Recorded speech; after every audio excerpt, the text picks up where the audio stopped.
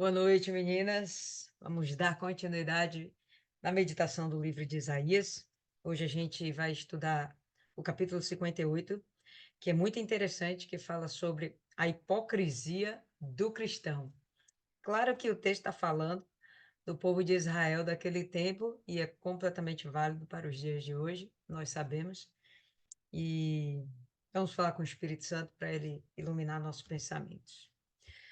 Senhor nosso Deus e querido Pai, mais uma vez nos encontramos reunidas, meu Pai, na mesma fé, de aprendermos do Senhor um conteúdo espiritual além do que nós já temos, para que possamos, meu Pai, desenvolver a nossa espiritualidade, a nossa santidade. Precisamos que o Senhor nos revele, através do texto sagrado, aquilo, meu Pai, que está dentro de nós, que ainda tem nos limitado junto com o Senhor. Aquilo que existe dentro da gente que ainda te desagrada, aquilo que a gente precisa vencer e que ainda não temos nem mesmo entendimento de que existe dentro de nós. Que sejamos capazes, meu Pai, de fugir do pecado. Assim, meu Deus, como o Senhor Jesus, ele foi firme em suas decisões, assim como ele foi firme em seu objetivo de te obedecer até o fim, que sejamos, meu Pai, firmes em renunciar ao pecado e desejosos de termos uma intimidade, uma comunhão contigo cada vez maior, cada vez mais profunda. Que o teu texto venha revelar exatamente isso que nós temos tido necessidade. E, Pai, desde já eu te peço que o Senhor venha repreender todo o mal. Nós amarramos toda forma de atrapalhação, toda forma de desatenção que possa existir no nosso meio agora. Cada um de nós está dentro de nossas realidades, em nossas casas. De repente, ó Deus, o nosso familiar está com a TV ligada, ou o nosso filho está lá brincando, e, bom, que nada disso venha dissipar a nossa atenção, que nada disso venha ser capaz de nos distrair, e que o nosso foco esteja na tua palavra e em tudo aquilo que o Senhor preparou para nós essa noite. Te agradecemos desde já, em nome do Pai, do Filho e do Espírito Santo. Amém? E graças a Deus. Então vamos lá, povo lindo. Isaías 58, no verso 1. Clama em alta voz, não poupe, ergue a tua voz como um trompete e mostra a meu povo a transgressão dele e a casa de Jacó os seus pecados. Interessante quando ele usa esse termo, eu não sei como está na sua versão, mas a minha está aqui. Clame em alta voz e não poupe. Não era para o profeta economizar suas energias em falar para esse povo que eles estavam vivendo no pecado, que isso estava desagradando a Deus, que isso estava causando separação entre Deus e o seu povo. A ideia do clamor, como a gente vê aqui, clama em alta voz, é muito fácil a gente imaginar gritos, gritos, com toda a força dos seus pulmões. Parece um termo exagerado, porque você já imaginou um pastor pregando e ele gritando, todo agonizante? Parece algo exagerado, né? Mas esse é o exagero que o Espírito Santo estava cobrando de Isaías. Por quê? Porque Deus não queria que ninguém se perdesse. Deus não queria que houvesse a possibilidade de que alguém não ouvisse a pregação da verdade, esse alerta de que, ainda que eles estivessem sendo religiosos, eles não estavam dentro do reino de Deus. Ainda que eles estivessem sendo bem litúrgicos, eles ainda não tinham alcançado uma intimidade, uma comunhão, uma aliança com Deus. Então, a ideia, esse exagero de palavras, clamar já é algo em alta voz. Clame em alta voz, meio que redundante. Não poupe a sua voz. Mostra realmente a preocupação e o desespero, vamos dizer assim, de Deus para que essas pessoas não se perdessem da sua presença. Ergue tua voz como um trompete, mostra ao meu povo a transgressão dele e à casa de Jacó os seus pecados. Ainda que eles estivessem praticando a vontade de Deus, que é o que a gente vai ver aqui, e vou corrigir o que eu falei. Não que eles estivessem praticando a vontade de Deus, mas ainda que eles estivessem liturgicamente seguindo a lei, isso não se traduzia em santificação. Isso não era a mesma coisa que santidade ao Senhor. Pelo contrário, parecia a esse povo que todas essas práticas eram coisas justas e como se fosse uma moeda de troca para que cada um deles alcançasse o favor de Deus. Vamos lá, verso 2. Contudo, eles me buscam diariamente e têm prazer em conhecer meus caminhos, como uma nação que fez justiça e não abandonou o estatuto de seu Deus. Eles me pedem os estatutos de justiça. Eles sentem prazer em aproximar-se de Deus. Então, o texto ele é bem claro ao destrinchar que, de verdade, essas pessoas estavam praticando todos os rituais necessários para que elas parecessem ser de Deus. Iam na igreja, devolviam seus dízimos, faziam sacrifícios, jejuavam, oravam, seguia toda a liturgia, mas ainda assim a coisa não estava bem certa. Eles buscavam conhecer a palavra de Deus, mas ainda assim eles conseguiam transgredir essa palavra. O verso 1 está falando que eles estão cometendo pecados. O objetivo de você conhecer a palavra de Deus, de você conhecer a justiça de Deus, é que você justamente se separe daquilo que é injusto, para que você possa agradar ao seu Deus, praticando aquilo que é justo. Mas ainda que eles estivessem buscando esse conhecimento, a gente vai ver aqui uma hipocrisia legítima, onde eles demonstram algo, mas de verdade eles fazem outra coisa. É muito um exemplo assim bem simples.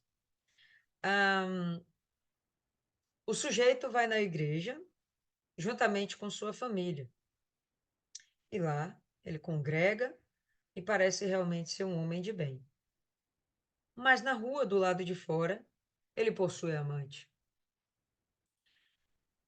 A criatura, ela consegue devolver o dízimo e faz questão, inclusive, de mostrar que está devolvendo o dízimo. Chega lá com um envelope bem grande, mostrando para todo mundo. Mas, de verdade, ela toca no dízimo. E o que ela leva para Deus foi aquilo que sobrou, porque não foram as primícias.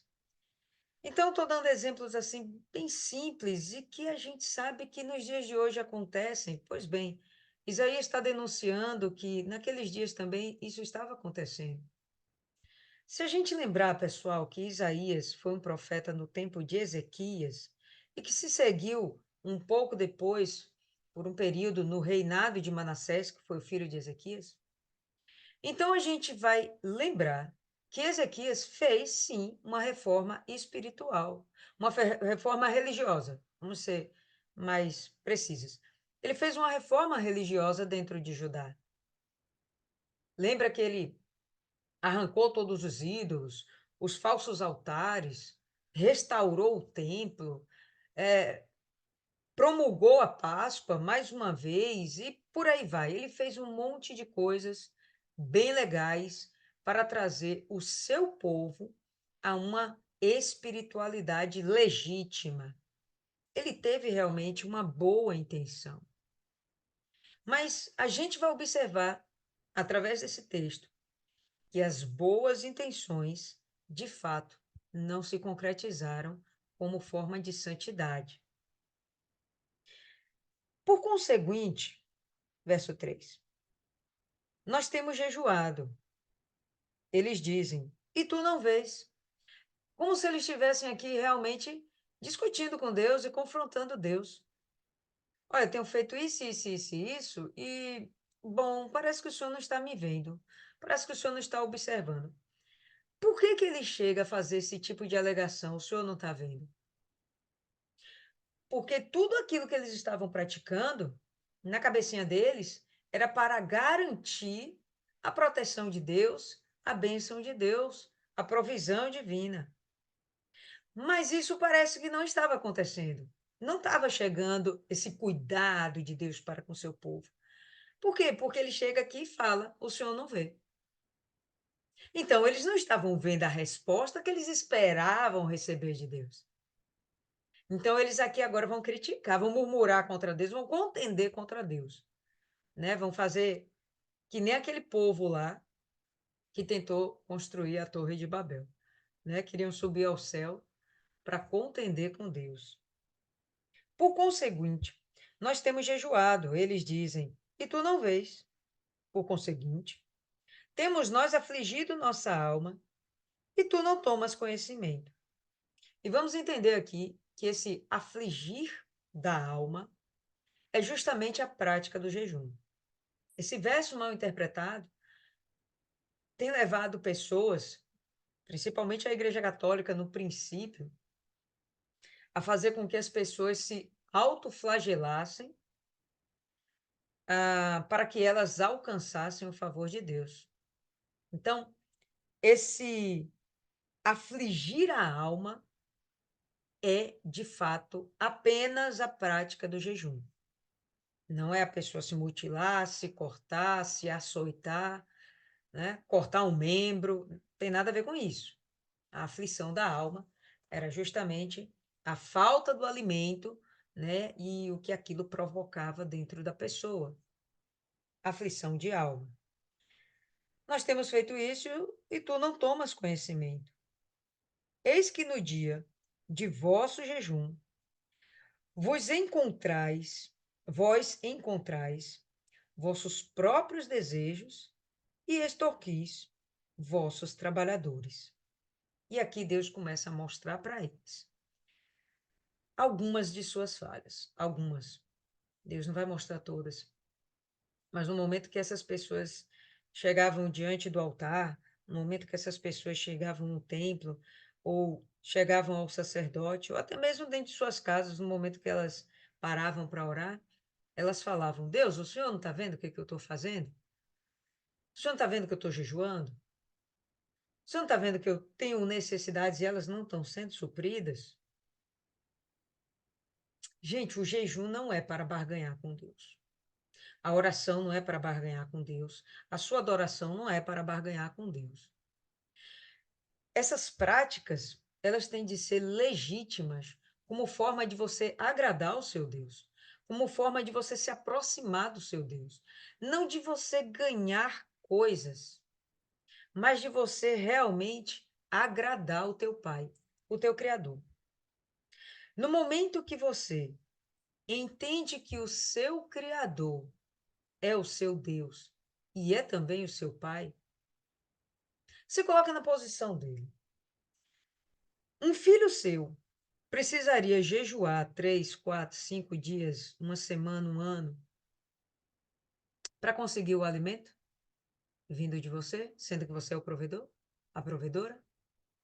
Seu filho precisaria jejuar para fazer você entender que ele precisa de roupas, para fazer você entender que ele precisa do seu amor, para fazer você entender que ele precisa de um leito para dormir, de uma casa para morar? Será que seu filho precisaria afligir a própria alma para te fazer entender que você tem que suprir as suas necessidades?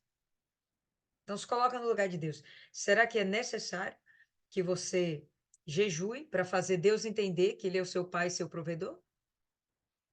Aquele que te sustém? Com certeza não, pessoal. O objetivo do jejum não é isso.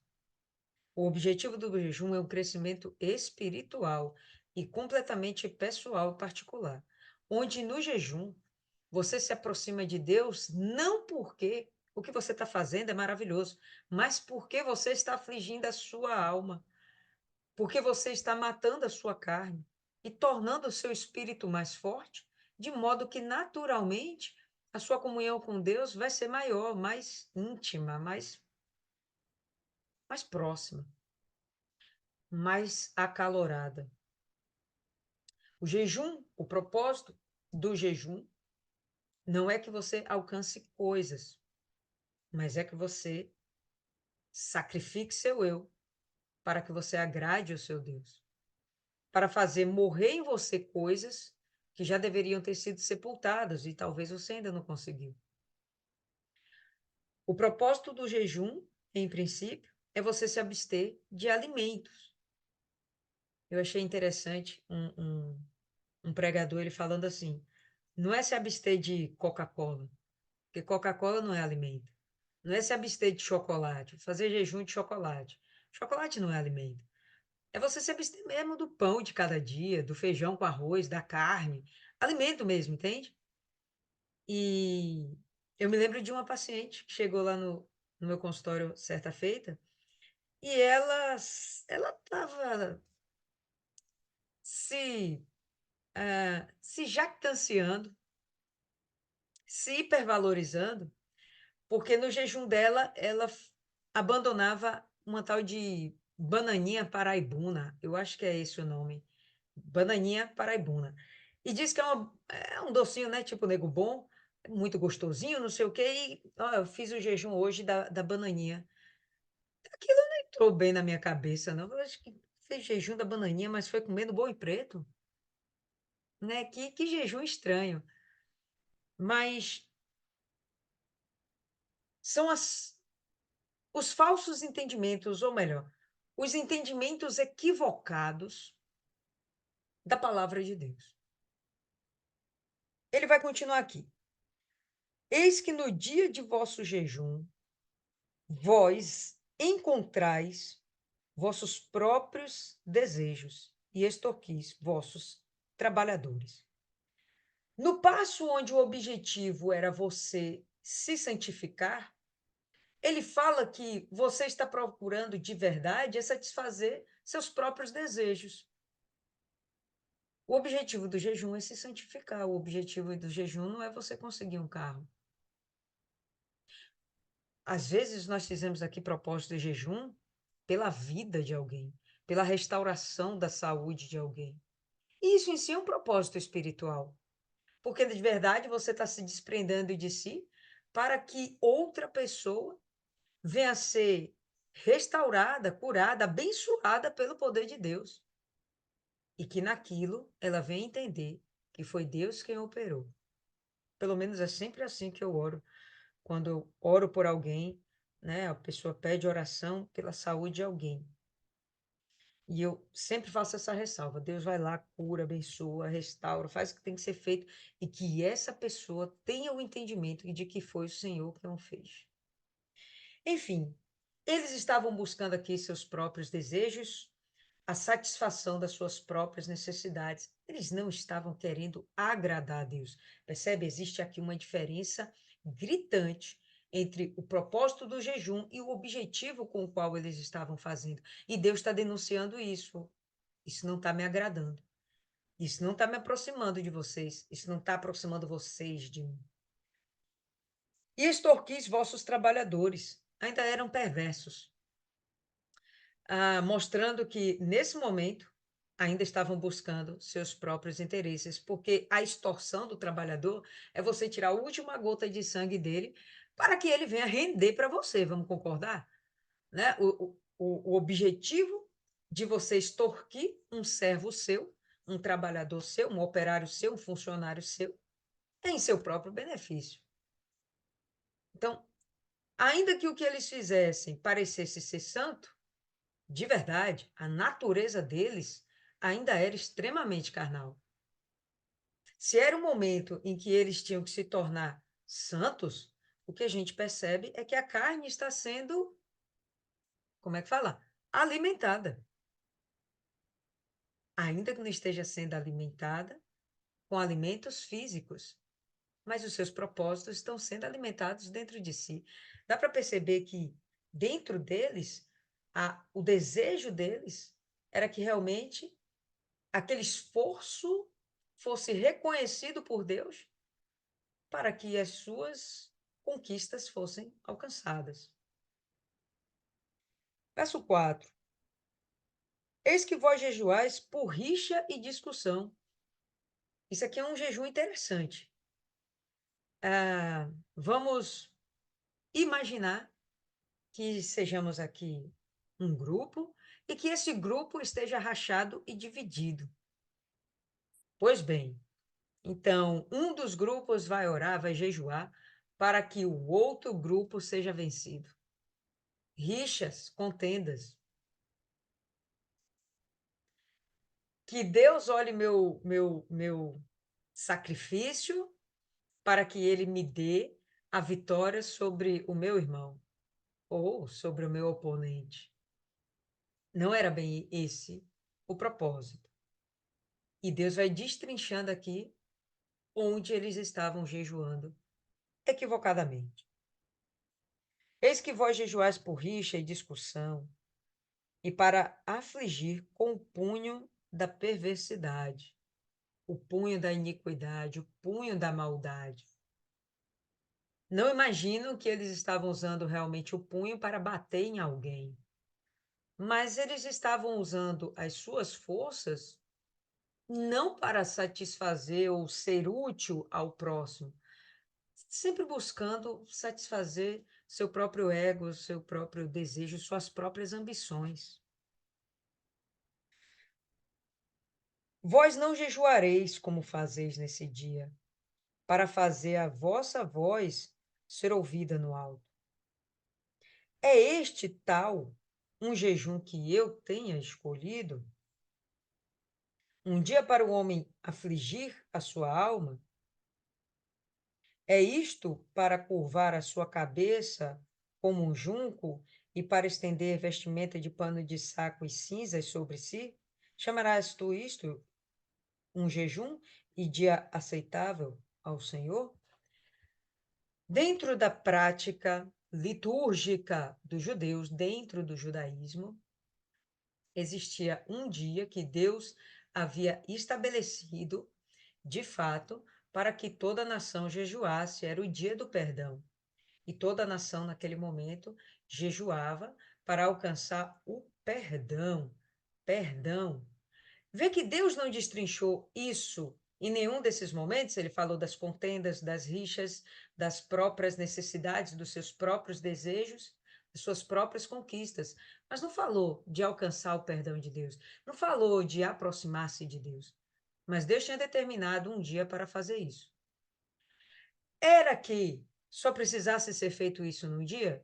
Não, não precisava ser feito isso apenas uma vez no ano.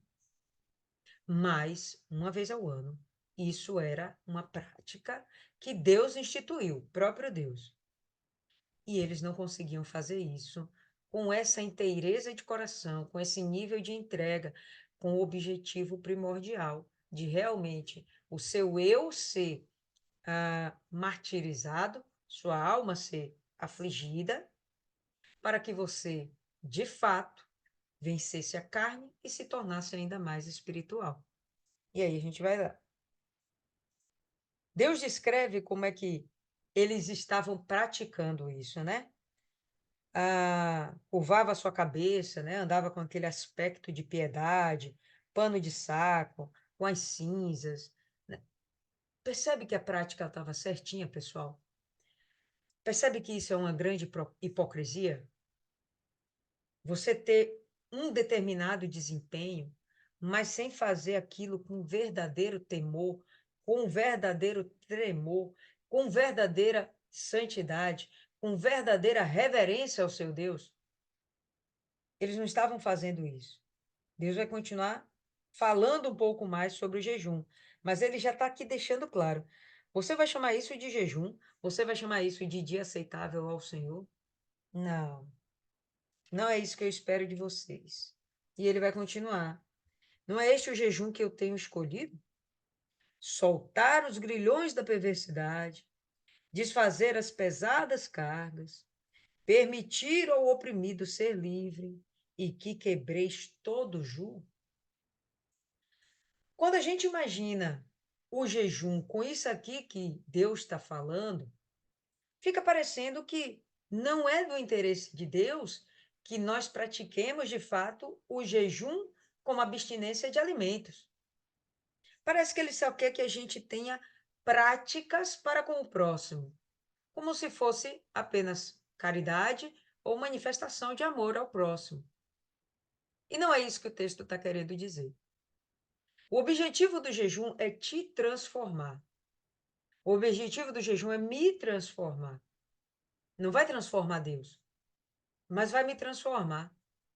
Se você é capaz de manter o seu domínio próprio, enquanto você está passando necessidade, e a necessidade mais básica e primária do ser humano, do ser vivo, que é a de alimentação. A necessidade mais básica.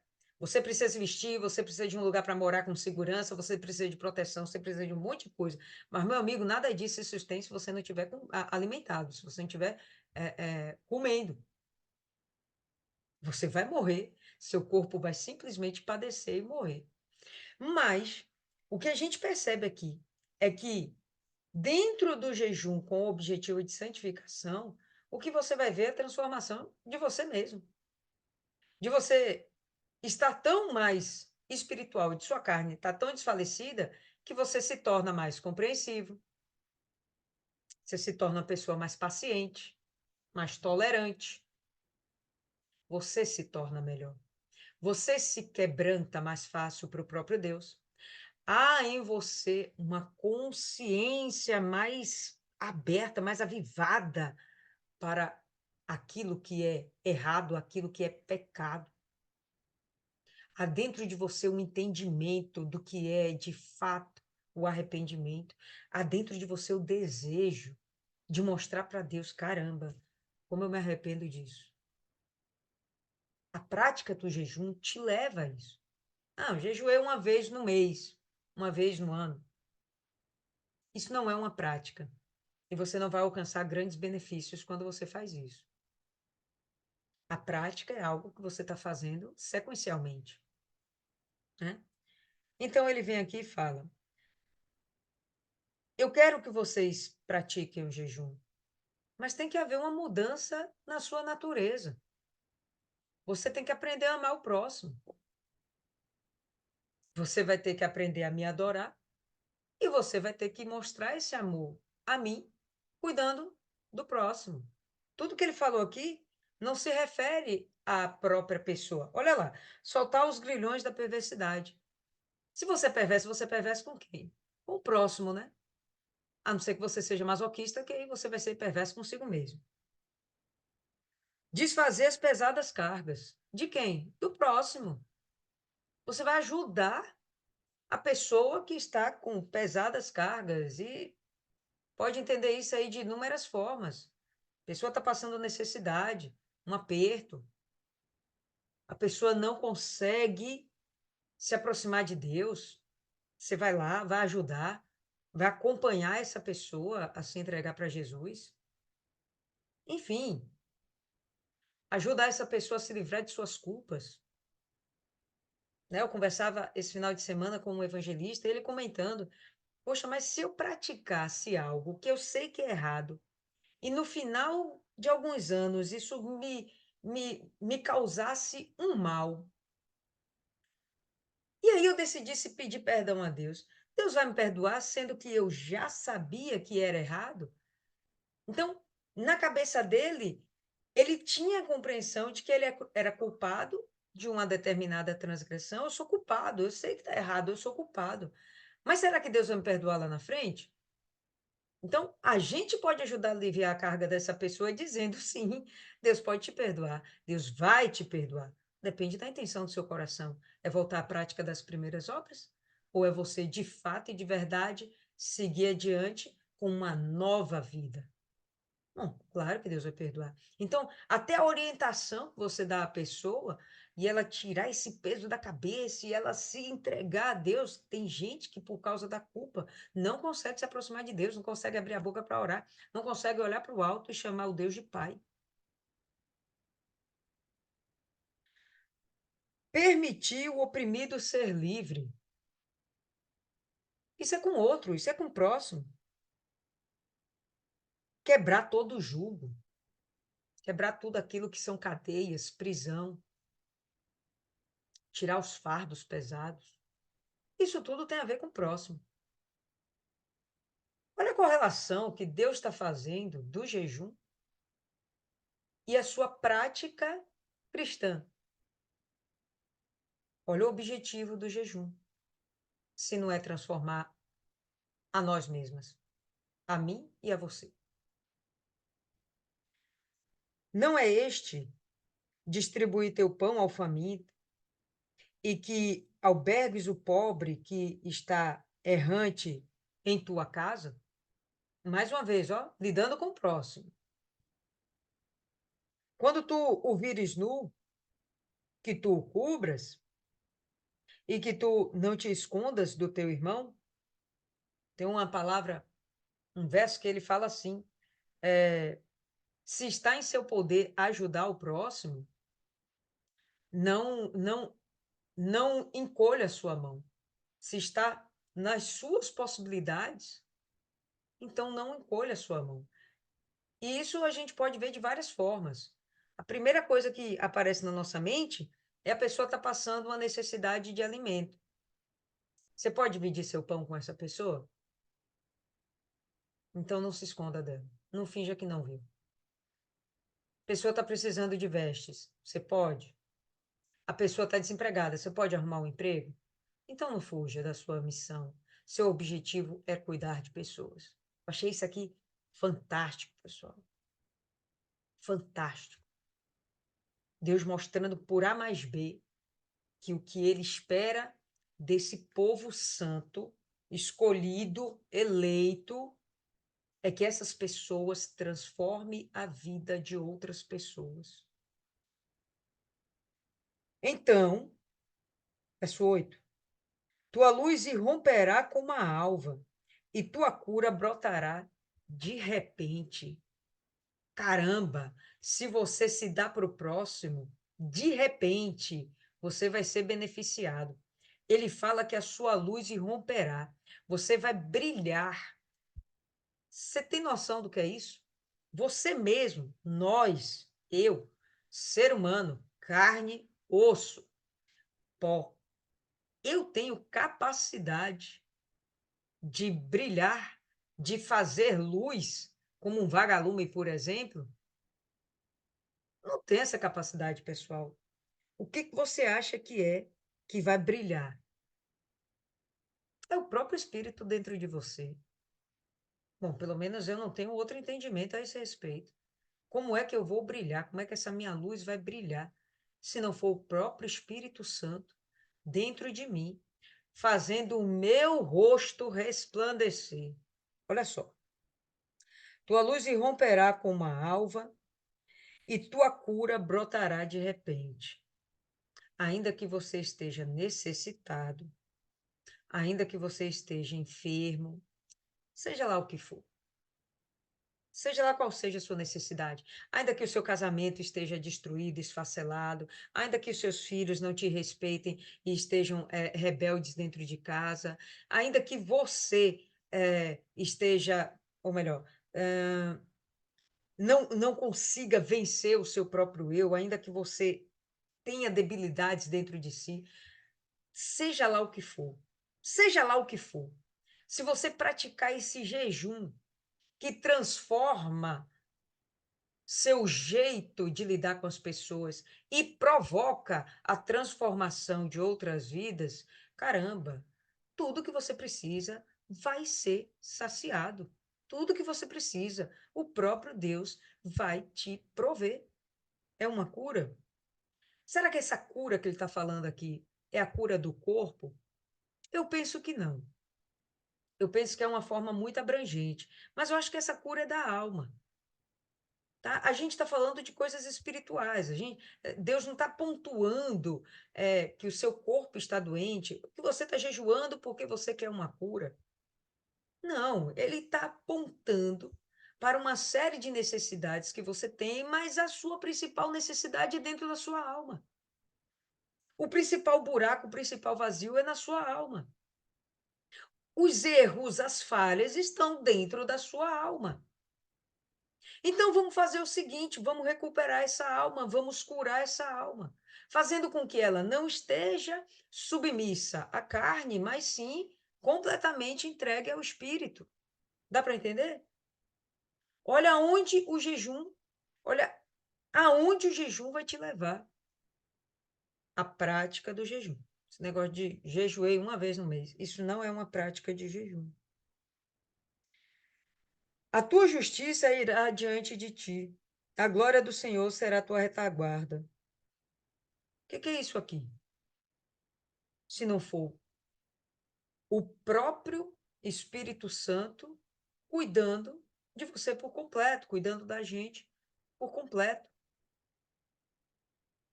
A tua justiça irá à frente. Todos vão reconhecer que você é uma pessoa justa. Todos vão reconhecer a preciosidade que você é, o valor que você tem. Todos vão respeitar quem você é, porque a sua justiça vai à frente. E por trás, você tem Deus te guardando. Você não está indo sozinho. Você está indo com aquele que é o maior do universo. Você se torna invencível, é assim que se diz? Invencível. Então, tu chamarás e o Senhor responderá. Olha só que fácil. Não é uma questão de eu jejuar para dizer para Deus que esse mês apertou, eu preciso de mais recursos. Ou de mais provisão. Quando eu falo recurso, eu falo dinheiro. Provisão é aquilo que a gente necessita, Deus dá um jeito de resolver. Seja um dinheiro para pagar uma conta, seja o alimento para botar na mesa, seja a paz dentro da sua casa, seja a união dentro da sua família, seja a cura realmente para o seu corpo. Tá? Então, Deus é capaz de prover isso com a simples oração. Com uma simples oração. Tu chamarás e o Senhor te responderá. Tu clamarás e ele dirá: Aqui estou. Gente, isso é muito bacana, né? A gente vê no início do livro de Isaías, Isaías respondendo ao chamado de Deus. Deus pergunta, né? A quem enviaremos? E aí Isaías fala: Eis-me aqui. Pois agora é o contrário. Deus se coloca numa condição contrária. Não que ele deva fazer, ou que ele precise fazer, ele quer fazer. É como se ele tivesse, de fato, agradado-se de nós. E o desejo de um pai feliz é cobrir o filho de tudo que ele precisa. Obviamente, com a devida sabedoria. Você pegar e amar o seu filho de 10 anos de idade, querer dar uma moto para ele porque ele merece muito, é uma estupidez. Então, tem coisas que Deus não vai nos dar porque ele sabe que talvez a gente se machuque, a gente se perca. Mas, com certeza, ele não vai deixar que a gente viva necessidades. A gente pode passar, pessoal, por dificuldade, mas tudo isso é para estimular a nossa fé.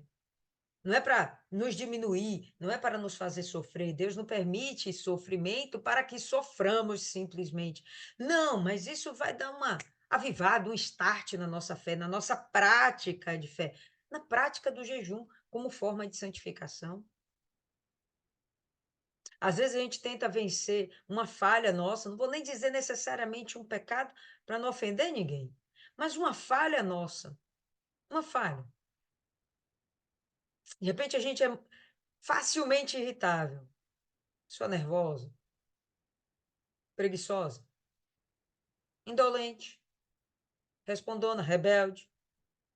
A gente não consegue vencer nossa natureza sozinho. Vai para o jejum. Você vai ver se você não vai ser outro ser humano. Você vai ver. Aí ele chega e continua. Então tu chamarás e o Senhor responderá. Tu clamarás e ele dirá: aqui eu estou. Se tu removeres do meio de ti a opressão e o dedo ameaçador e o falar arrogante, vê que são qualidades que nós temos, todas nós, qualidades que nós temos, fica até feio falar que isso é qualidade, né? Defeitos que nós temos, características que nós temos, e que às vezes a gente não consegue vencer simplesmente pelo trabalhar da carne. Então, parte para uma atitude espiritual. Não consigo vencer uma paixão do passado. Vai jejuar. Não consigo vencer uma mágoa. Vai jejuar. Aflige a sua alma, para que sua carne seja mortificada e o seu espírito seja avivado. Olha lá, verso 10. E se tu dilatares tua alma para o faminto e satisfazeres a alma aflita, então tua luz crescerá dentro das trevas, e a tua escuridão será como o meio-dia. Me explica como é que é isso aqui? Se não for de verdade, você ser inundado pelo Espírito Santo. Me explica o que é isso, se não for isso. Ser inundado pelo Espírito Santo, né? Então, a mudança do seu proceder, a mudança do seu eu, beneficiando o próximo, vai fazer com que Deus se agrade de você. Compreende isso aí? Vai fazer com que Deus se agrade de você. Vai fazer com que Ele te dê ainda mais. Tem algo maior que Deus possa nos dar que não seja do Espírito dele? Vocês conseguem imaginar algo maior? Uma mansão no Dubai? Um marido tão rico quanto Elon Musk? Tem algo mais precioso do que o Espírito Santo? Tem algo que te traga mais paz e satisfação do que o Espírito Santo? Acho que não tem. Ele está dizendo que quando você de verdade mudar, ele vai se derramar sobre você. E aquilo que é treva vai se tornar luz. E você vai encandecer em meio às trevas.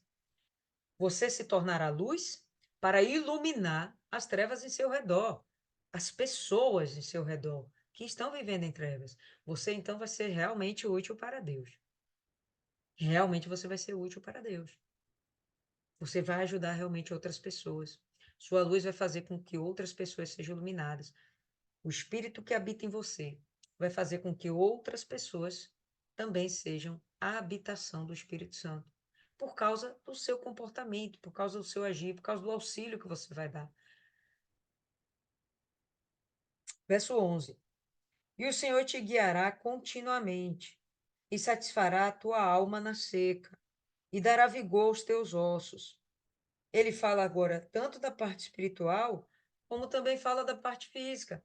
O que é dar vigor aos ossos? Tornar você fisicamente firme, estável, equilibrado, ter saúde. E tu serás como um jardim regado e como um ribeiro de água, cujas águas não faltam. Na sua versão pode estar escrito manancial. É algo abundante. Quem já viu, quem teve a oportunidade de ver um manancial de águas, né, onde nasce as águas, onde nasce um rio, pô, é uma coisa linda, gente. A água, ela brota da terra por um buraquinho assim, é uma coisa absurda, como é que o negócio toma aquele volume todo. Mas é um buraquinho e ela sobe límpida, cristalina. Ela não sai enferrujada, ela não sai preta, ela não sai verde, ela não sai azul. Ela sai cristalina, pura. E você percebe que aquilo não acaba. Eu já tive a oportunidade de ir em Bonito e ver a nascente do rio Sucuri, se eu não me engano. Que coisa maravilhosa. Que coisa estonteante, é muito bonito, sabe? De você ver. Algo maravilhoso. Bom, imagine essa maravilha dentro de você. Imagine essa beleza dentro de você. É o Espírito Santo morando dentro de você. E aqueles que descenderem de ti edificarão os lugares antigos desolados. Podemos imaginar aqui Israel reedificando a sua cidade, reedificando Judá, Jerusalém, reedificando toda Israel. Podemos entender isso aqui no texto, bem como podemos entender perfeitamente que através de você, você fará outras pessoas, você fará novos mananciais que vão edificar uma nação.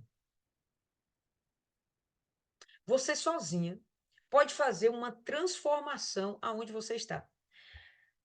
Conversava com uma evangelista também algum tempo atrás e ela se mudou, ela foi para um lugar distante, está num lugar bem ruinzinho de morar. Quer dizer, ela disse que é ruim porque não tem civilização, né? Mas que fica bem difícil, inclusive, ela ir para a igreja. E por conta disso, ela vai para a igreja uma vez na semana. E por conta disso, ela não evangeliza mais. Porque a situação ficou difícil, ficou complicada. Gente, aí eu fico com uma dúvida cruel. Como é que uma pessoa que tem esse manancial dentro de si não é capaz de fluir independente das circunstâncias? Parou de evangelizar, parou de ganhar almas, parou de fazer fluir dentro de você, dentro de si, esse manancial. O objetivo do fluir do manancial é o quê? Você ser cheio? Não, é você transbordar para inundar os outros. É você ser útil para o próximo. É você fazer a diferença na sua sociedade, né? Na sua comunidade, no lugar onde você habita, no mundo. No mundo. Pô, e essa pessoa tá assim hoje, pequenininha. Fiquei triste, cara, de bater o papo assim com ela e perceber como se deixou levar pelas circunstâncias. E aí, pessoal, é muito fácil esse manancial parar de fluir quando a pessoa chega numa condição dessa. Não existe justificativa plausível para você que é cheio do Espírito Santo parar de fluir no Espírito. Dá para entender? Não existe justificativa plausível. Toda dor que você passe, toda dificuldade que você passe é para fortalecer a sua fé, para avivar a sua fé. Caramba! E eu conversando com ela, eu falando, rapaz, você lá pode fazer a diferença, faça a diferença, porque eu sei que você pode mais. Se eu sei, imagina se você não pode mais, Deus te dotou de capacidade para isso, o Espírito Santo. Toda apagada, toda apagada. Triste. Aí quando você fala uma coisa desse tipo para a pessoa, você acha que a pessoa recebe como? Feliz? Normalmente essas pessoas, pessoal, não conseguem mais enxergar a si mesmas. A visão está tão em redor dos seus problemas que ela não consegue mais enxergar a si mesma. E se ela não consegue enxergar a si mesma, ela não consegue ver suas falhas e defeitos. Se ela não consegue mais fazer isso, por mais que você aponte, você não vai fazer ela enxergar também. É complicado. Entra num ciclo aí que só o Espírito Santo mesmo, viu? É mais ou menos o ciclo aqui que esse povo está vivendo. De Isaías vai lá, grita todo pulmão, grita a plenos pulmões, faz essa pessoa entender que ela está indo pelo caminho errado, que está sendo apenas religiosa. Não, eu vou domingo na igreja. Isso é religiosidade. E todo o resto. Não, não dá, não posso, não consigo. Isso é mentira.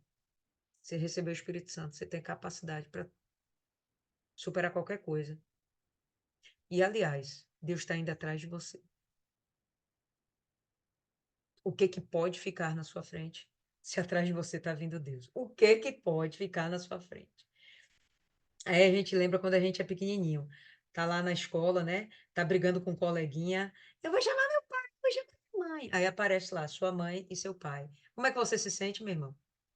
Você pode até estar sem razão, mas apareceu papai e mamãe, você se sente fortalecido. Você se sente lá, ó. Não, tá vendo?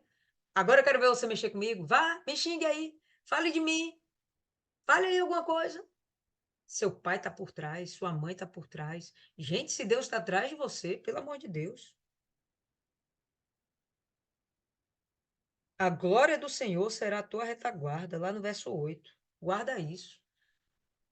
O próprio Deus vai atrás de você. O próprio Deus te acompanha. Tem nada que te pare, nada justifica você parar de transbordar as águas do Espírito. Nada justifica você simplesmente conter essas águas para si mesmo.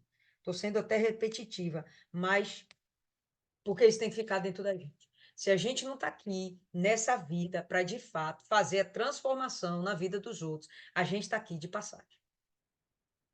E aquilo que Deus nos deu, Ele vai tirar. Se é que Ele te deu. Se é que Ele te deu. Porque você pode estar numa vibe tão cauterizada como a galera aqui estava, que você não vai receber. Você vê que o recebimento do Espírito Santo acontece quando há um total quebrantamento da pessoa para Deus, diante de Deus, e uma total entrega dessa pessoa à manifestação do amor, tanto para com Deus quanto para os homens. Aqueles que descenderem de ti edificarão os lugares desolados. Tu reconstruirás os alicerces de muitas gerações, e tu serás chamado o reparador da brecha, o restaurador das veredas para habitar. Quando ele fala gerações, ele mostra que cada um de nós tem a capacidade de fazer com que a transformação do Espírito Santo se chegue a muitas gerações, tanto a crianças como a idosos, passando pela juventude e pela fase adulta. Gerações. Se tu desviares teu pé do Shabá, de fazeres o que gostas no meu santo dia, e chamares ao Shabá um deleite, o santo do Senhor honrado, e o honrares, não fazendo teus próprios caminhos, nem procurando teus próprios desejos, nem falando tuas próprias palavras. Então, tu te deleitarás no Senhor, e eu te farei subir aos lugares altos da terra, e te alimentarei com a herança de Jacó teu pai, porque a boca do Senhor tem falado isto. O que que garante que isso aqui vai se cumprir? A boca do Senhor tem falado isso. Se você cuidar, quando eu perguntei lá, né, a questão do sábado, quando a gente vê aqui ele falando do sábado, está falando lá com os judeus, mas já falamos aqui que os sábados são dias santos. São dias especiais para a adoração, para o culto a Deus.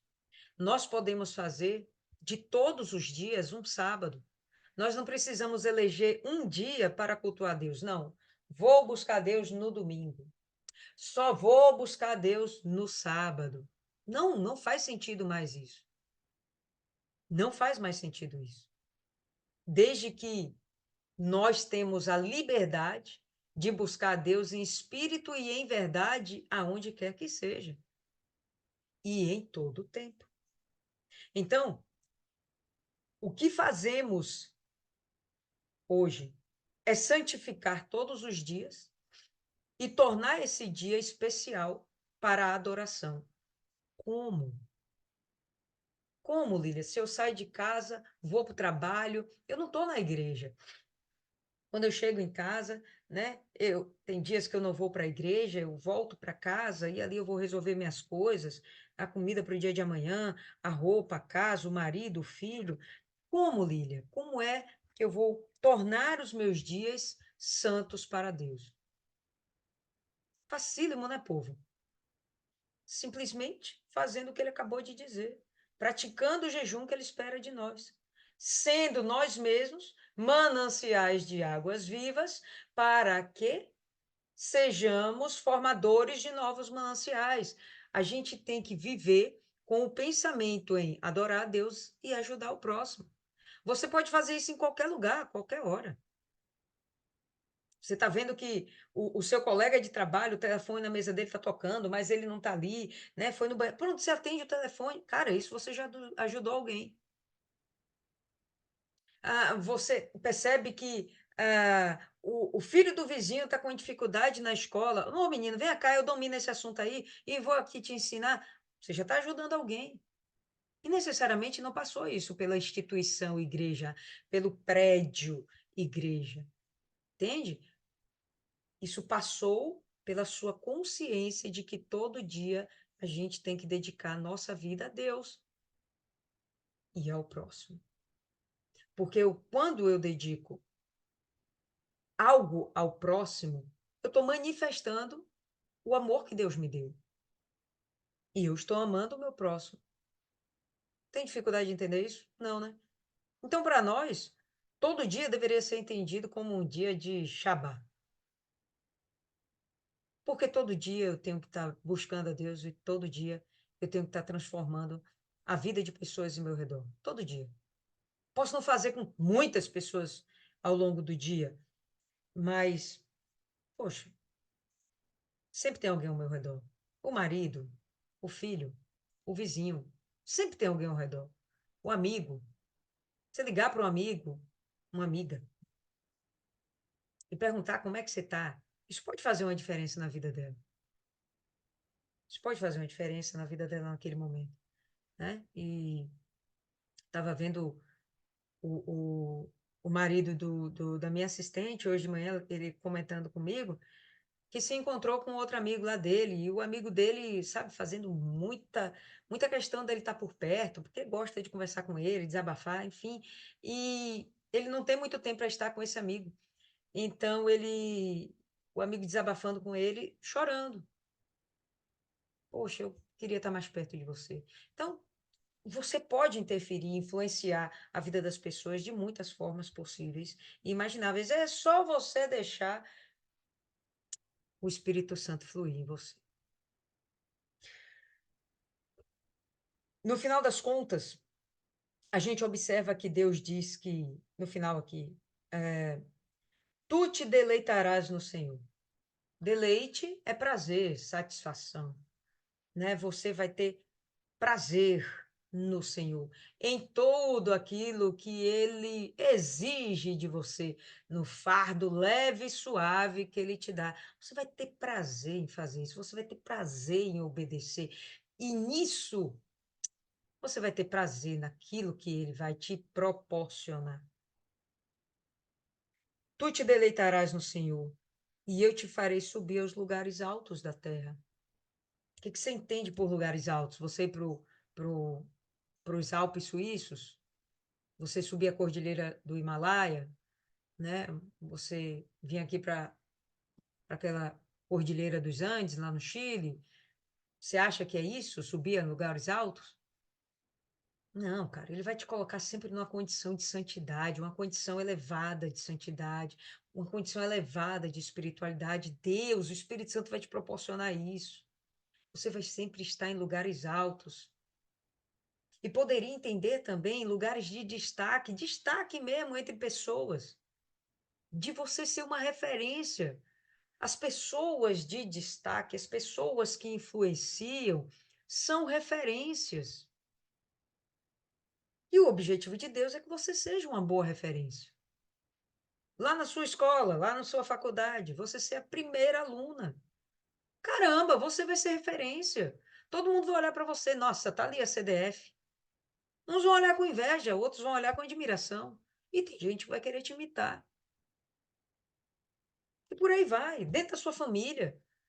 Todo mundo sabe que você é a pessoa que tem comunhão com Deus. Você é a pessoa que Deus fala, ou melhor, que você fala e Deus responde. É você. E você vai ter capacidade de falar com essas pessoas e anunciar o evangelho da salvação. Elas vão te dar moral, porque sabem que você tem moral com Deus. Enfim, você vai ter um lugar de destaque e uma espiritualidade diferenciada.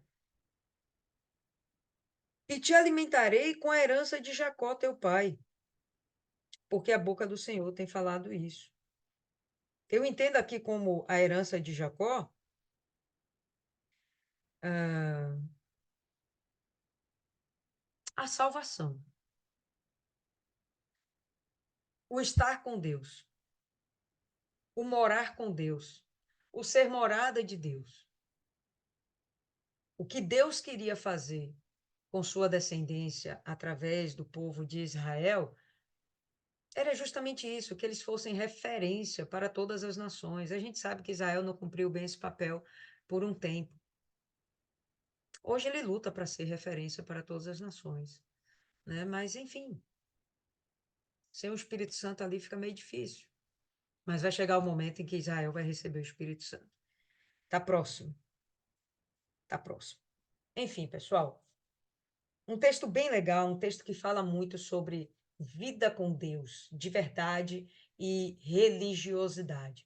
Aquilo que agrada a Deus é aquilo que desagrada a Deus. Como você deve proceder para realmente entrar no gozo do teu Senhor e não ser motivo de que alguém te repreenda, né? Que alguém venha te alertar, clamar nos seus ouvidos em alta voz: caramba, você está no caminho errado. Para, sai do pecado, sai da hipocrisia. Você está no caminho errado. Né? Não, é para a gente ouvir de Deus, servo bom e fiel. Entra no gosto do teu Senhor. Gostaria que vocês compartilhassem aí com a gente, comigo, que também vocês entenderam a respeito do assunto. E quem começa aí? Isis, vocês que estão com o vídeo aberto aí até agora, isso mostra que você está acordado. As outras fecharam o vídeo porque estão dormindo, viu? Fica pensando que eu não estou vendo, eu não sei. Ah, Esse texto Dona falou, Cida abriu para dizer que ela não está dormindo, viu? Dona Cida aí. Fala aí, Isis. na Cidinha falou, mas tava fechado algo. Ela Que vai foi, falar já já. Calma, Dona Cida vai falar hoje, não tem como ela ficar calada. Ah, fala sério. esse texto falou muito comigo e para mim foi uma confirmação de algumas coisas que eu já acreditava e que eu via na minha vida o reflexo dessas coisas, mas a gente ainda, pelo menos eu, ainda sou muito julgada, principalmente meu marido, né? Você fica ajudando esse povo não faz nada por você. Quando você precisa, ninguém está aí para te ajudar. E eu digo sempre a ele, não precisa. Eu não preciso que a pessoa me dê uma contrapartida, porque eu não estou esperando dela uma contrapartida. No meu entender, tudo que eu faço de bom para algo, para alguém, eu estou fazendo para Deus. Eu estou respeitando os mandamentos dele, eu estou fazendo o que ele mandou. E, e, esses mandamentos que ele nos dá é para o meu bem, é para que eu tenha uma vida com abundância, uma vida com paz, com justiça, uma vida vivendo única e exclusivamente na dependência dele. E engraçado que ele diz assim, algumas coisas que eu fico, meu Deus, ele disse que a gente teria para emprestar. Mas tem que emprestar mesmo, porque esse povo não devolve. E ainda fica inimigo da gente. Mas aí conta uma história tão sofrida assim, e você vai, tá bom. E no final dá tudo certo, sabe? Essa parte aqui que falou, os seus parentes, na minha versão tá assim, no 7. E que deem roupas aos que não têm e que nunca deixem de socorrer os seus parentes. E minha irmã é essa. Qualquer coisa, ela me procura e diz, meu Deus, minha irmã ganha mais do que eu. Minha irmã tem um emprego fixo, eu sou estagiária. E sempre tá nessa dependência, sempre tá pedindo emprestado. Mas eu tento endurecer o coração, mas sempre acaba, porque a história é tão triste que a gente acaba emprestando. Mas eu entendo que tudo que a gente faz não é pelo outro. Não é porque o outro merece, é algo em Deus. E ele entende, e ele me socorre. Engraçado que eu sou aquela pessoa que faz conta. E eu achava muito tempo, achei durante muito tempo que era pecado fazer conta. Se a gente vive na dependência dele, por que eu fico fazendo tanta conta? E mês passado, eu fiz tanta conta, eu disse, meu Deus, lascou. Como um bom baianês, rasgou. Vou declarar falência. E foi totalmente contrário e entreguei. Seja feita a tua vontade, se tiver paga, eu pago, não tiver não dando, não deu. E foi o mês que mais entrou grana, foi o mês que eu mais vendi coisas. Sabe, foi o mês que eu mais vi o milagre de Deus. O mês que pelas minhas contas, pelo meu olhar humano, seria o pior, foi o melhor. E, e, e ao descansar mesmo, porque no momento que eu estava fazendo conta, que eu estava me preocupando, eu estava olhando apenas pelos olhos humanos. E acredito que tudo que Deus nos permite, às vezes, passar um exercício de fé, é para a gente ter essa oportunidade de exercitar a nossa fé e de encontro realmente à opinião dos outros, o olhar humano e esse julgamento, sabe? Às vezes eu prefiro nem fazer, nem falar, ou fazer escondido, para não ter esse olhar de julgamento. Isso é besta. Eu escuto muito isso. Isso é besta. Eu não faria, sabe? E eu vejo que isso é realmente confirmação de Deus. E viver na dependência dele, viver na obediência dele, é a melhor coisa. E a gente discutiu a questão do sábado, outras práticas religiosas, e Deus nos mostra que não basta esses exercícios de fé. Tem que haver uma mudança de vida. Eu acho que é aquela diferença da barganha e da adoração. A gente não faz as coisas para Deus por barganha, porque espera dele algo em troca. A gente faz porque a gente o adora em espírito e em verdade. E essa adoração, ela é genuína, ela é pura, ela não espera realmente nada em troca. E, em contrapartida, a gente espera tudo dele. É engraçado, né? A gente não faz esperando, mas a gente tem a certeza de que ele proverá, de que vai dar tudo certo, que ele é com a gente e que a gente vai passando pela prova dando glória a Deus e as rasteiras da vida, a gente sabe que é para nos que a gente nos possa levantar mais forte, possa sacudir a poeira e dar a volta por cima. Mas eu gosto desse fair play, eu gosto desses altos e baixos. E eu vi um negócio que aquele eletrocardiograma, foi uma menina que falou que é a nossa vida, esses altos e baixos, a importância dos altos e baixos. A importância de entender que se sua vida fosse, sabe, plena, totalmente, você não precisaria de Deus, talvez você não recorreria a Ele, ou você não vivesse tanto nesse processo de busca e de autoconhecimento e de melhorar enquanto pessoa, enquanto ser humano. Falei muito, né? Mas eu escrevi isso que da questão da religiosidade, das práticas, que não podem ser apenas práticas repetitivas ou algo buscando a barganha, mas sim baseado em mudança de vida e do coração, que é esse nascer de novo. E aí me remeteu a João 4, que foi Machane. João 4, 23 e 24, que fala, né, do Espírito em verdade, que sejamos esses verdadeiros adoradores. E, por fim, que a maior adoração é uma vida em santidade, separados, buscando em primeiro lugar a Deus e a sua justiça. E ele diz que as demais coisas serão acrescentadas. Mateus 6, 33. Isaías. Manda ver, Martiane. Vocês estão me ouvindo? Sim, senhora. A parte que mais me chamou a atenção desse capítulo foi o versículo 10. Eu achei ele muito, muito forte mesmo. Quando fala assim, se tu, na versão da minha Bíblia, né? Se tu dilatares tua alma para o faminto e satisfazer a alma aflita, então tua luz crescerá dentro das trevas e tua escuridão será como o meio-dia.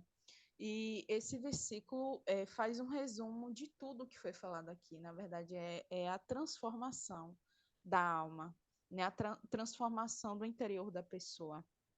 E o que ficou para mim é que Deus ele quer da gente sinceridade. Deus ele não quer religiosidade, ele não quer que a gente vire de Maria Combone, sei lá como é que se fala isso. Ele não quer que a gente dê pirueta, não dê mortal para trás. Ele só quer que a gente seja sincero, só, mais nada. E foi como eu estava falando hoje pro FTU, que a gente tem que ter fé para ser salvo. A mesma forma, a gente tem que ter fé para ser transformado, porque Deus ele está disposto a transformar, mas a gente tem fé para se deixar ser transformado, a gente tem fé para a gente fazer isso, porque são coisas aparentemente simples, né? Mas que trazem um resultado tão grande. Eu não sei se vocês já tiveram essas experiências, mas eu já tive, poxa, de eu estar sentindo alguma dor, alguma coisa, ou hoje mesmo, né, que eu vim direto do trabalho, fui para a igreja, tipo, cara, a aula do FTU foi maravilhosa. Deus falou de uma forma tremenda. E detalhe, eu não sou nada e nem ninguém. Foi eu que fiz a aula. E, tipo assim, quando eu vi, tipo, já estava saindo palavras assim da minha boca que eu, Martiane, jamais imaginei falar para ninguém, para nenhum adolescente. Então, tipo assim, foi algo assim extraordinário, renovador. E eu dilatei a minha alma. E ali eu tenho certeza, poxa, os adolescentes, eu vi, né, os adolescentes buscaram ali, e foi algo muito forte. Então, quando a gente se permite, quando a gente se sacrifica de fato e de verdade, e vem de dentro, Deus ele transforma a gente. Acontece exatamente isso que a gente acabou de ler, né? A escuridão ela se torna como uma luz do meio-dia, né? Tem esse brilho da alma, tem o brilho do Espírito Santo. E ele engraçado, né? Que já no início do capítulo a gente viu que aparentemente faziam tudo certo, aparentemente estavam ali, né? Mas não era algo sincero, não era algo verdadeiro, não era algo que vinha de dentro, né? É como aquela coisa assim, eu estou fazendo as coisas grandes, mas as pequenininhas eu não vou fazer. Tipo, é aquela coisa, né? Tô fazendo as coisas grandes, né? Aquelas coisas que as pessoas veem, né? Para chamar atenção. Mas o pequenininho não faz. Tipo assim, aquela coisa ali. Ah, vou trabalhar hoje, sei lá, vou trabalhar hoje no salão, vou lá dar todos os dias lá pro pastor ver que eu tô ali ajudando e tal. Mas quando chega no quarto em secreto, não pega cara, não pega a Bíblia, não pega o caderninho de oração com o nome das pessoas, não ora por ninguém. Então, tipo assim, são coisas. é, Deus ele quer sinceridade, Deus ele quer algo que seja verdadeiro. Foi isso que ficou para mim. Eu achei muito, muito forte mesmo. Bacana. Dona Cida, a senhora sabe que não vai fugir hoje.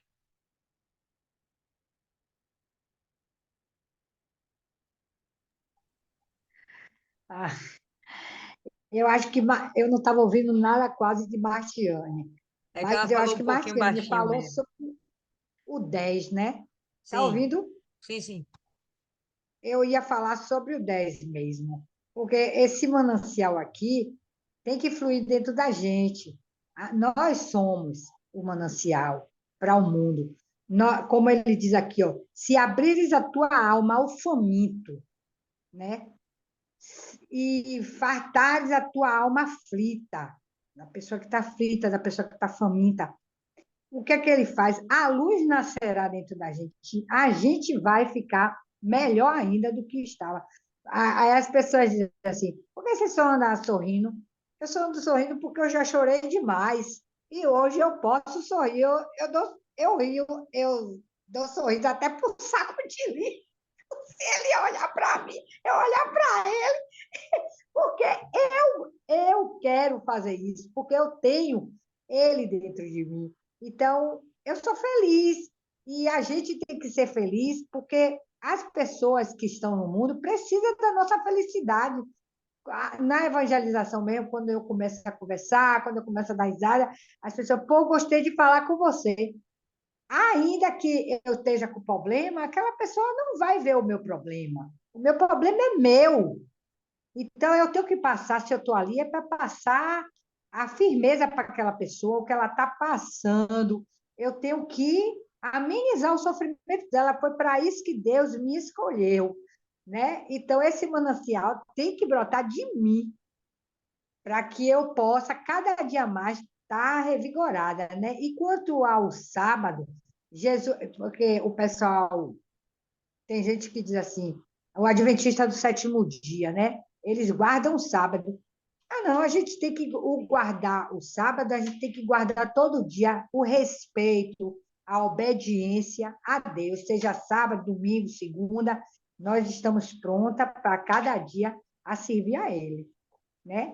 E a palavra de Deus, ela é um mistério, e ele só revela esse mistério para quem obedece a ele, para quem conversa com ele, para quem pede a ele. E o jejum, antigamente eu fazia jejum pedindo algo a Deus, mas eu sei que agora eu faço jejum para me aproximar mais dele, para que ele venha falar mais comigo, revelar a palavra dele para mim. É para isso que eu faço jejum. E o cristão, ele tem que fazer jejum sempre. Não pode, é de mês em mês, não. Eu tô tão assim em fazer jejum que eu às vezes me pego assim, meu Deus, será que eu quebrei o jejum? Não, mas nesse dia eu não fiz, né? Não estou fazendo, porque eu vivo fazendo jejum o tempo todo. Meu Deus, eu quero mais de ti. Eu quero te servir com integridade. Eu sou pecadora, eu sou miserável, mas eu quero te servir com integridade de coração. Porque não adianta eu querer levar algo para alguém que eu não tenha.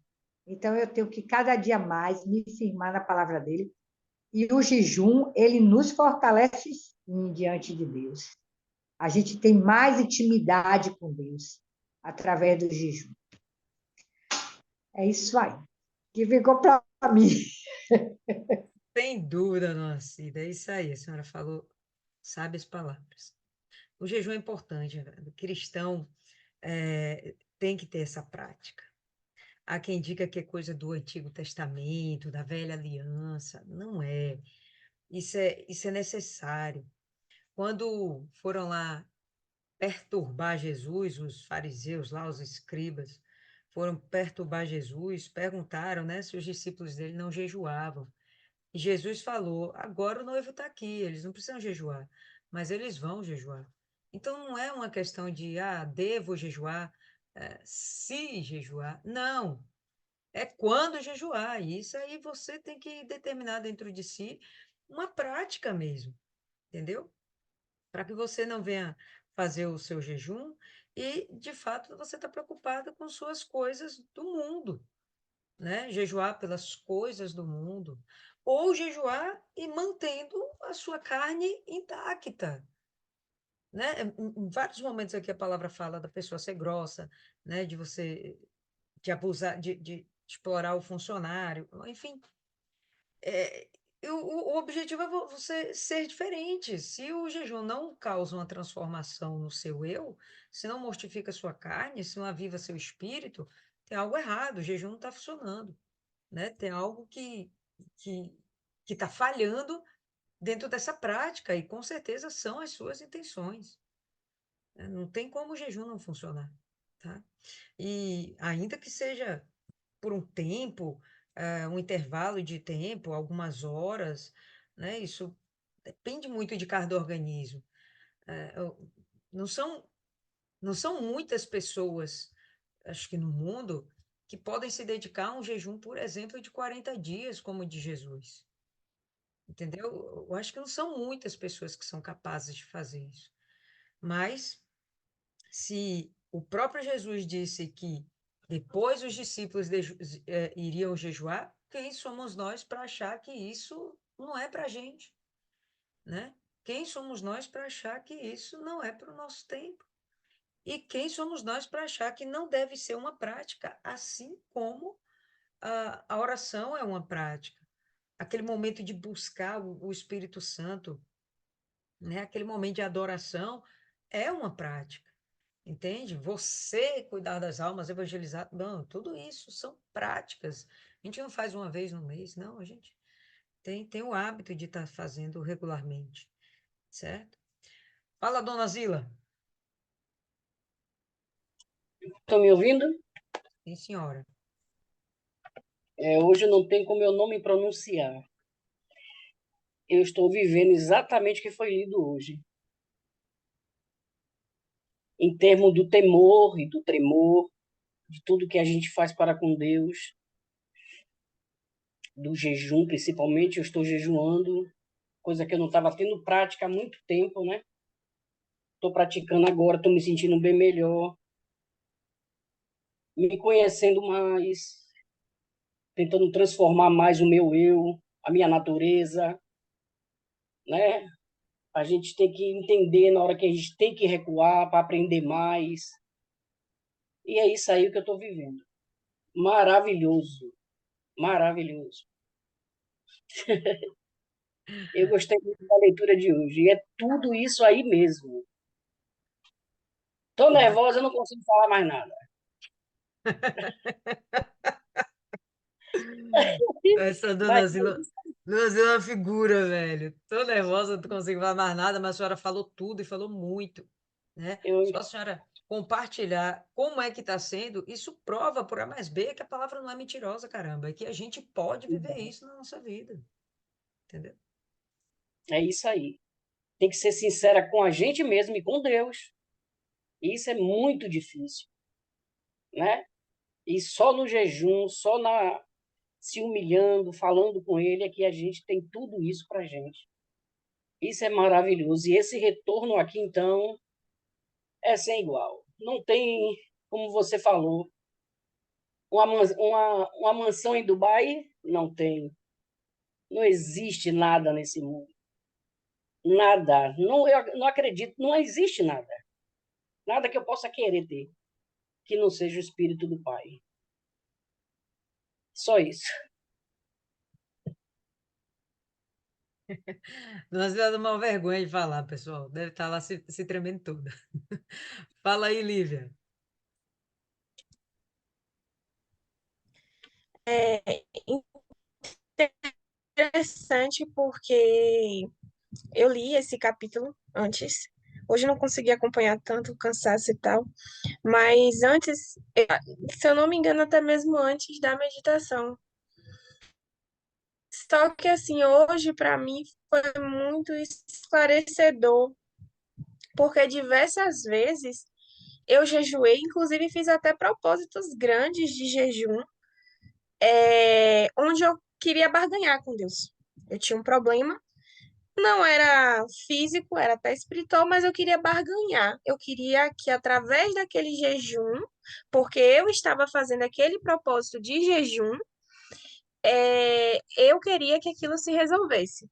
De alguma forma, não queria saber como Deus ia resolver, mas eu queria por causa do meu propósito. E assim, durante a minha caminhada na fé, que é curta, né? Comparada de muitas aqui, não, curta, né? Enfim. É, eu no começo eu não jejuava e passei a jejuar. E o que que acontece? Eu jejuava praticamente todos os dias, até recentemente. Só que com os motivos errados, com os propósitos errados. Achava justamente na intenção do barganhar. E de um tempo para cá, e hoje foi interessante, isso abriu muito a minha mente, me esclareceu, me tirou muitas dúvidas. E eu acredito que daqui para frente eu não vou mais errar nessa questão do jejum. Jejuar para estar mais próxima, mais íntima. Mesmo nesse propósito, o interessante do jejum, que mesmo nesse propósito que eu estivesse fazendo ele por motivos errados, eu lembro que eu tive, assim, momentos incríveis com Deus, sabe? ainda que eu tivesse fazendo ele, nos meus momentos em que eu me isolava e ficava quietinha, sozinha, pensando em Deus, nas coisas de Deus, eu ainda tinha experiências. Então, é só isso que eu queria compartilhar mesmo com vocês. Show de bola, pessoal. Bacana ver aí, cada um no seu ritmo, mas todo mundo espiritualmente ficando mais desenvolvido, né? Bem bacana, mas o nosso tempinho aqui já está extrapolado. Vamos encerrar por aqui por hoje. E aí eu vou eleger uma de vocês aí para fazer a oração final, tá bom? Deixa eu ver. Rosa já deve ter dormido, Viviane também, Dona Ana também, Cristiane, Milene. Milene tá acordada. Ó, Rosa abriu o vídeo só vai dizer que não tá dormindo, ó. Milene, faz oração aí. Cristiane, agora tá todo mundo aparecendo. Mas olha, acordou tudo agora. Dona Ana, rapaz. Faz aí oração, Milene. Milene? Eita, o áudio de Milene tá ruim. Milene, só para a gente não perder tempo, vou passar o cajado para Rosa, que ela abriu a boca, mas eu vi que foi no cantinho. Ela não abriu a boca direito, não, só foi assim. Ora Ai, aí. tá bom, então. Vamos lá. Senhor nosso Deus, em nome de Jesus, eu venho agradecer ao Senhor pela oportunidade dessa confirmação sobre o jejum, sobre a prática de uma vida de relacionamento contigo e não de barganha, não uma fé sensacionalista que busca resolver problemas, mas de uma caminhada, de uma edificação, de um trabalho interno na nossa vida, de deixar o Teu Espírito Santo eh, realizar o propósito dele em cada uma de nós. Então, meu Deus, diante de muitas experiências que nós temos tido, e principalmente eu, através desse trabalho de leitura da Bíblia mais intensificada, no afã simplesmente de mergulhar no oceano do teu espírito, não para usar isso como eh, situação de discutir sua palavra, de se mostrar que sabe, que conhece, que o conhecimento é importante para a salvação e não para envaidecer. Eu agradeço ao Senhor cada dia, cada luta que eu tenho enfrentado, cada situação que tem me feito crescer na tua presença e sei que todas aqui compartilham da mesma, nessa concordância, da mesma fé, que sabemos que as lutas não são para nos destruir, mas para nos promover. Então, que o teu Espírito Santo venha fortalecer, abençoar cada uma de nós, abrindo o nosso entendimento, falando. Precisamos ser mais sensíveis à tua voz, para que o Senhor venha edificar tua palavra, o teu Espírito na nossa vida, que venhamos estar sempre firmes diante do Senhor, cada dia mais, meu Deus, perto do Senhor e levar uma vida pura e simplesmente pela fé, uma vida de propósito, de garra, com os pés no chão, consciente, meu Pai, acordados e cada vez mais acesos, cheios da Tua presença e do Teu Espírito, porque é isso que mais importa, porque tudo aqui é passageiro. Abençoa nossas famílias, meu Deus, nos fortalece, nos mostra a Tua vontade, nos use sempre, seja em casa, na vizinhança, no trabalho, no ônibus, no Uber, aonde quer que esteja, o Senhor possa sempre é, aparecer através de nós para abençoar outras vidas, para a honra e glória do teu santo nome. Eu te agradeço desde já, em nome de Jesus. Amém. Amém, povo lindo. Então, por hoje é só. Deus abençoe todas vocês.